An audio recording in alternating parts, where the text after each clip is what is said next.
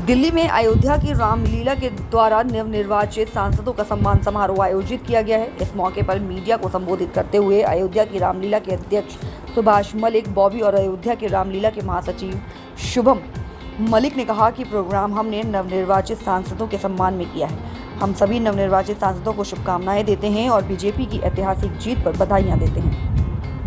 अयोध्या की रामलीला पिछले 5 वर्षों से भगवान राम की जन्मभूमि अयोध्या में होती है। इस प्रोग्राम के मुख्य अतिथि दिल्ली बीजेपी अध्यक्ष वीरेंद्र सचदेवा, विशेष अतिथि प्रवेश वर्मा, एनडीएमसी के वाइस चेयरमैन सतीश उपाध्याय ने सभी नए सांसदों को बधाई दी और सम्मानित किया। सांसद मनोज तिवारी को तीसरी बार ऐतिहासिक जीत पर सम्मानित किया गया और रवि किशन को दूसरी बार उनकी ऐतिहासिक जीत पर गोरखपुर से सांसद बनने पर सम्मानित किया गया। कंवर सिंह तंवर अमरोहा लोकसभा से तीसरी बार सांसद बनने पर उनको सम्मानित किया गया और करण भूषण को पहली बार सांसद बनने पर सम्मानित किया गया। कार्यक्रम में आए हुए सांसदों ने कार्यक्रम की प्रशंसा की और अयोध्या की रामलीला मंचन की सराहना की। इस मौके पर मौजूद थे सत्यप्रकाश राणा, एमएलए पवन वत्स, गांधीनगर के विधायक अनिल बाजपेयी, राहुल भूचर, हरीश सांगर, अंकुर खंडेलवाल, गुरप्रीत सिंह,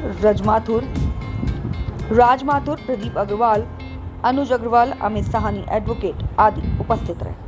देखिए, विरोधियों ने झूठ के एक जहर, एक आंधी, एक संविधान का झूठ फैलाया था, जो कि पूरे भारत को पता है कि प्रधानमंत्री मोदी जी संविधान का बहुत सम्मान करते हैं। बाबा साहब आम्बेडकर के संविधान को कोई भी छेड़खानी नहीं होगी। उसके बावजूद इन लोगों ने अपना झूठ फैलाने में थोड़े सफल हो गए। कोई बात नहीं, अगली बार हम लोग वो सारी जितनी हारी हुई सीटें उत्तर प्रदेश में उसको दोबारा जीतेंगे। दूसरी बार आप जीते हैं, क्या विशेष रहने वाला है इस वक्त? देखिए, काम ही पे जीतता है आदमी। आप पार्लियामेंट में आप क्षेत्र की आवाज़ उठाएंगे तो, और अब क्षेत्र में रहेंगे और काम करेंगे दोबारा, तो उसको वो मैजिक मैं समझ गया और वो सत्य जानता हूँ। जो काम करेगा, जो रहेगा दुख सुख में, वही जीतेगा। अयोध्या को लेके क्या मलाल है? कोई मलाल नहीं है। देखिए, धोखा होता है, लोगों ने धोखे से एक झूठ फैलाया और जो धोखे का वार था, भोली जनता उसमें आ गई। उस पर मंथन हो रहा है उसको, लेकिन दोबारा अयोध्या हम लोग जीतेंगे। मैं आपको ये वादा करता हूँ और ये आप मेरी बात ऑन रिकॉर्ड रखिएगा। अयोध्या भाजपा दोबारा जीतेगी, इस सारी सीटों को जीतेगी जो इस बार हमारे हाथ से चली। आज बॉबी जी ने स्वागत समारोह रखा है, आज आप दिल्ली पधारे हैं, यहाँ पर आए कार्यक्रम में, क्या कुछ कहेंगे? रवि किशन बॉबी जी बहुत इमोशनल व्यक्ति हैं। वो भाजपा की जीत पर बड़े प्रसन्न होते हैं, उनका पूरा ऑर्गेनाइजेशन खुश रहता है। हमारी विचारधारा के व्यक्ति हैं और उन्होंने सभी माननीय सांसदों का सम्मान किया। आज बुलाया है, सदन चल रहा है, उस बीच हम आए हैं। अब हम फिर पार्लियामेंट जाएंगे और मैं उनको दिल से धन्यवाद देता हूँ। बॉबी मलिक और उनकी टीम जो है, और राहुल जी, हरीश जी, इन सब लोगों को मैं बहुत बधाइयाँ देना चाहता हूँ। ये बड़े क्षमतावान लोग हैं। ये लोग अयोध्या जी में जाके अवध की रामलीला करते हैं। पूरे दुनिया के सबसे ज़्यादा लोग उसको देखने के लिए स्क्रीन खोलते हैं। और सबसे बड़ी बात कि कौन ऐसा आर्टिस्ट है जो अयोध्या जी में रामलीला में भाग न लेना चाहे। तो ये इनके हर थॉट बड़ी यूनिक है। आज उन्होंने सम्मान किया है, मैं उनको बहुत बधाई देता हूँ। लेकिन मैं सुझाव भी दे रहा हूँ कि सांसदों का सम्मान होना चाहिए अक्रॉस द पार्टी लाइन। आज मैं उनको एक सुझाव भी दे रहा हूँ। जी, आप तीसरी बार सांसद बने हैं आप, और किस तरह से आगे आपका कार्यकाल रहने वाला तीसरा जो है अलग? हमारा जो ये कार्यकाल है, उस कार्यकाल में मैं चाहता हूँ कि दिल्ली की सारी समस्याओं का निदान हो जाए और मैं उसका पूरा प्रयास करूँगा। लेकिन हम दिल्ली के लोगों से ये भी प्रार्थना कर रहे हैं कि जिन लोगों ने दिल्ली के पानी की चाबी अपने पास लिया, नालों की चाबी अपने पास लिया, अधिकार, जिनके पास फ्लड के नाले, पीडब्ल्यूडी के नाले, एमसीडी के नाले, 60 फीट तक सड़कें, बुजुर्गों का पेंशन, गरीबों का राशन कार्ड, ये सबका अधिकार जिसके पास है, वो जो 6 महीना बचा है उसमें सांसदों का विरोध न करे, सहयोग करे। और हम उनको हर सहयोग देने को तैयार हैं। हम तो इतना सहयोग दे रहे हैं कि प्रगति मैदान का टनल में जब दिल्ली सरकार ने अपना पैसा नहीं दिया तो भी हम मोदी जी से सारा पैसा लेकर के बना दिए। चौथा मेट्रो का फेज़ उन्होंने अपना हिस्सा नहीं दिया, तो भी हम चौथा मेट्रो नरेंद्र मोदी जी केंद्र के पैसे से बना रहे हैं। हम द्वारका एक्सप्रेस हो या फिर देहरादून का एक्सप्रेस हो या फिर NH-24 हो, हम बनाने में एक पैसे की मदद दिल्ली सरकार से ईस्टर्न वेस्टर्न पेरीफेरी हमने नहीं लिया। उनको भी सहयोग करना चाहिए। अगर ये सहयोग नहीं करते हैं तो दिल्ली की सरकार को, जो 25 साल से बीजेपी को अपनी चाबी नहीं दिया है 73,000 करोड़ की, पानी की, बिजली की, फ्लड के नाले की, बुजुर्गों के पेंशन की, राशन कार्ड की, उसको एक बार 5 साल के लिए बीजेपी को, नरेंद्र मोदी जी को डबल इंजन दे दे।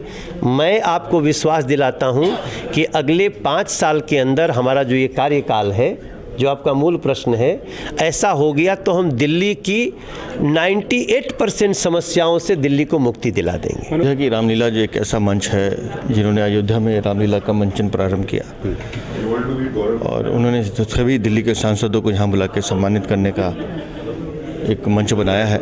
मुझे खुशी इस बात की है कि भारतीय जनता पार्टी के सातों सांसद माननीय प्रधानमंत्री जी के नेतृत्व में और दिल्ली की जनता के आशीर्वाद से जीत कर आए हैं, तो उनके सम्मान समारोह में आना और उनको शुभकामनाएं देना दिल्ली की जनता के साथ साथ हर्ष का विषय। और मैं सभी सांसदों को ये शुभकामनाएं भी देता हूँ और साथ में अपील भी करता हूँ कि सेवक बनकर दिल्ली की सेवा करता रहे। जी, दिल्ली में जल संकट को लेकर भी सर कई आरोप लगा रही है हमारी पार्टी। आज उन्होंने एक लेटर साइन भी किया है, वो ये कह रहे हैं कि इसमें दिल्ली की जल संकट में प्रधानमंत्री मोदी इंटरफेयर करें। क्या दिल्ली वो अब क्या है कि जिस अनशन पे वो बैठे हैं, वो एयर कंडीशन अनशन मैंने अपने राजनीतिक जीवन में पहली बार देखा है। अब वो वहाँ से भागने का रास्ता ढूंढ रहे हैं। दिल्ली में पानी का संकट सिर्फ दिल्ली में पानी की चोरी, कालाबाजारी और टैंकर माफिया का जो खेल आम आदमी पार्टी के विधायक खेल रहे हैं, उसकी वजह से हरियाणा सरप्लस पानी दे रहा है, ये सामने कागजों पर जाहिर हो चुकी है। तो अब उनके पास कोई बचने का रास्ता नहीं है और दिल्ली की जनता उन्हें समर्थन दे नहीं रही है, इसलिए अब कोई एस्केप रूट ढूंढ रहे हैं। उनकी नौटंकी है, राजनीतिक नौटंकी, बहुत ही जल्द खत्म होगी। जो रामलीला कमेटी है और हमारे बॉबी हैं जो इस कार्यक्रम करते रहते हैं, तो मैं उनको बधाई देता हूँ। वो ऐसे कार्यक्रम हर साल करते हैं। इस बार सांसद जितने चुन के आए उनका वो अभिनंदन कर रहे हैं, उनका स्वागत कर रहे हैं, तो मैं इनको धन्यवाद देता हूँ। और रही बात हमारे भारतीय जनता पार्टी की, तीसरी बार सरकार बनी है और देश में 10 साल से बहुत अच्छे काम हुए हैं और आगे भी बहुत अच्छे काम होने जा रहे हैं। तो मैं तो यही कहूँगा आप सभी भाइयों से, भारतीय जनता पार्टी और माननीय मोदी जी की सरकार आने वाले 5 साल अच्छे काम करेगी देश में। जो जनता वो 10 साल में जो काम किए उससे ज़्यादा काम 5 साल में होने वाले हैं। तीसरे जो मोदी जी का कार्यकाल है, कितना क्या आप समझते हैं कि चुनौतीपूर्ण हो सकता है? नहीं, कोई चुनौती नहीं है। पूरे 5 साल सरकार चलेगी और कोई दिक्कत नहीं है। काम, विकास के जो काम हैं जो पहले से चल रहे थे, वो बड़ी और तेज़ गति से चलेंगे और आने वाले 5 साल में पहले से अच्छे काम हो और ज़्यादा अच्छे होंगे। पक्ष कह रहा है कि विसाखियों के आधार पर चल रही है। नहीं, वही आपको बताया ना जी, ये हमारा जो गठबंधन भी है जिनसे, तो हमारा पूरे 5 साल चलेगी, पूरे बहुमत के साथ चलेगी। विपक्ष के पास कोई मुद्दा नहीं है, उनके पास कोई नेता नहीं है और वो आज तक देश उन्होंने चलाया है, आपने सभी ने देखा होगा। तो जनता और सभी लोग जानते हैं देश कौन चला सकता है। तो आज अच्छे लोगों के हाथ में देश है। माननीय मोदी जी भारत का अच्छा नाम कर रहे हैं और देश की बेरोजगारी कम होती जा रही है, किसानों की समस्याएं बहुत कम होती जा रही हैं। मैं तो यही कहूँगा अच्छा काम आगे आने वाले सालों में होगा। सुभाष मलिक जी और बॉबी जी को बहुत हार्दिक बधाई और शुभकामनाएं देना चाहता हूं, क्योंकि अयोध्या की रामलीला के प्लेटफॉर्म पर जो कोरोना के समय रामलीला शुरू हुई थी और अयोध्या पूरे विश्व में एक बहुत बड़ा आज स्थान है, भगवान राम का स्थान है। वहाँ दिल्ली से जाकर रामलीला करना, उसको मंचित करना, अपने आप में उसने एक नया स्थान बनाया है। और हम सबके लिए भी गौरव की बात है कि आज़ादी के बाद तीसरी बार देश के प्रधानमंत्री माननीय मोदी जी ने प्रधानमंत्री के रूप में शपथ ली है। जो हमारे नए सांसद चुन के आए हैं हैं उनका निश्चित रूप से अभिनंदन होना ही चाहिए। और ये एक सामाजिक प्लेटफॉर्म की तरफ से हो रहा है। सुभाष मलिक जी, बॉबी मलिक, शुभम मलिक इसमें हैं, उनकी पूरी टीम इसको कर रही है। मैं अपनी तरफ से उनको हार्दिक बधाई और शुभकामनाएं देना चाहता हूँ। दिल्ली में जल संकट का मामला चल रहा है। आतिशी जी लगातार धरने पर बैठी हुई हैं, आरोप लगा रही है कि हरियाणा पानी नहीं दे रहा है।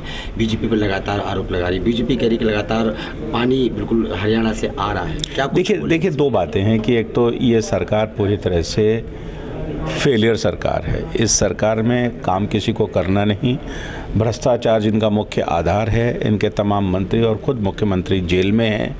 और जेल में है तो कोर्ट है, न्यायालय है, निश्चित रूप से आपने कुछ किया है, इसके कारण से आप जेल में हैं। तीनों ही अधिकारियों की, उत्तर प्रदेश, हरियाणा और दिल्ली के अधिकारियों की जल के बारे में बैठकें हुई हैं। वो कितना पानी छोड़ रहे हैं उसके रोज़ डाटा निकलते हैं। दूसरा, जो आपका जल शोधन जो यंत्र है उसमें आप अपनी कैपेसिटी से ज़्यादा पानी को शोधित कर रहे हैं। इसका मतलब पानी आपके पास पूरा आ रहा है। आप चूँकि तरह से पूरी तरह फेल है, आप लोगों को पानी दे नहीं सकते। सबसे बड़ा कारण जो 50% से ज़्यादा 54% के आसपास जो डाटा आ रहा है कि पानी की चोरी और वेस्ट और पिलफ्रेज हो रहा है।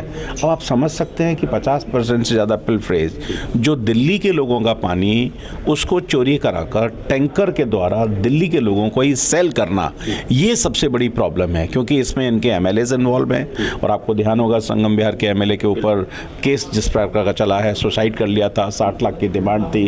तो पूरी तरह से this government perhaps is the non performing government without any performance. और इसलिए इस कारण से ये सारी की सारी स्थिति बनी है। और केवल अपने आप को सहानुभूति लेने के लिए, ये ड्रामा करने के लिए चिट्ठी लिखना, अनशन पर बैठना, सो कॉल्ड अनशन, वो अनशन नहीं है जिसमें वहाँ के स्थानीय लोगों के इंटरव्यू पत्रकारों ने दिखाए हैं कि 1 घंटा सुबह आती है, 1 घंटा शाम को आती है, इसके अलावा कुछ होता नहीं। तो दिल्ली के लोग अब समझ रहे हैं इन सब चीज़ों को और ये पानी की समस्या इनके द्वारा क्रिएटेड है। प्रधानमंत्री नरेंद्र मोदी के से भी इंटरफेयर करने की बात कर रहे हैं, लेटर साइन नहीं, वो कुछ भी जब खुद फेलियर हैं तो वो चाहे लेफ्टिनेंट गवर्नर हो, दिल्ली सेंट्रल गवर्नमेंट हो, सेंट्रल गवर्नमेंट के जल मंत्री हों, प्रधानमंत्री हों, राष्ट्रपति हों, वो जब कुछ करना ही नहीं तो वो कुछ भी कर सकते हैं, किसी को भी पत्र लिख सकते हैं। ये तो डेमोक्रेसी, किसी को रोक नहीं है। लेकिन किसकी क्या जिम्मेदारी है और किसको अपनी जिम्मेदारी को पूरा करना है, उस नाते से आप क्या कर रहे हैं, ये सबसे बड़ा सवाल है। देखिए, आज हमारे ये जितने भी हमारे जीते हुए सांसद थे उनका सम्मान समारोह बॉबी भाई ने यहाँ पे रखा है और ये एक अच्छा कार्यक्रम है। इसके लिए उनको बहुत बहुत हार्दिक बधाई और हार्दिक शुभकामनाएं। लेकिन अभी संसद में आज शपथ ग्रहण समारोह भी है, इसलिए थोड़ा विलम्ब हो रहा है। लेकिन मैं ये कहता हूँ कि बॉबी भाई ने अयोध्या में रामलीला की एक नई शुरुआत की और वो भी ऐसे समय में जब पूरे देश में कोरोना चल रहा था, लोग एक दूसरे से मिलने में कतराते थे, एक दूसरे के हाथ मिलने में बहुत उनको संकोच लगता था।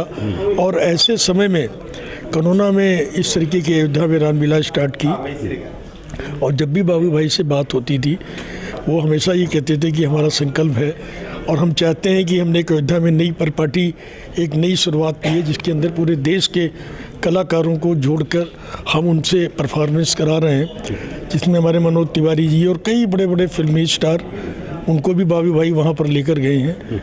और मैं समझता हूँ कि पूरे विश्व के अंदर इस रामलीला के मंचन की सराहना बहुत जो है वो सराहना हुई है और इसके लिए वो बधाई के पात्र हैं। और मैं समझता हूँ कि आज उसी का परिणाम है कि 22 तारीख को हमारे देश के यशस्वी प्रधानमंत्री माननीय नरेंद्र मोदी जी ने उस मंदिर की प्राण प्रतिष्ठा में भाग लिया और आज पूरा देश ही नहीं, पूरा विश्व राममय हो गया है।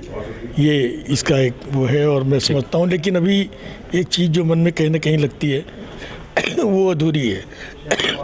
जब रामचरितमानस की रामायण हर घर में जाए, और आपके चैनल के माध्यम से मैं ये अपील करना चाहता हूँ कि लोग तुलसीदास जी द्वारा रचित 11 चौपाई ज़रूर हर घर में पढ़ें और रामचरितमानस की 11 चौपाई पढ़ने से घर में सुख, शांति, धन और प्रभु राम की कृपा हमेशा बनी रहती है।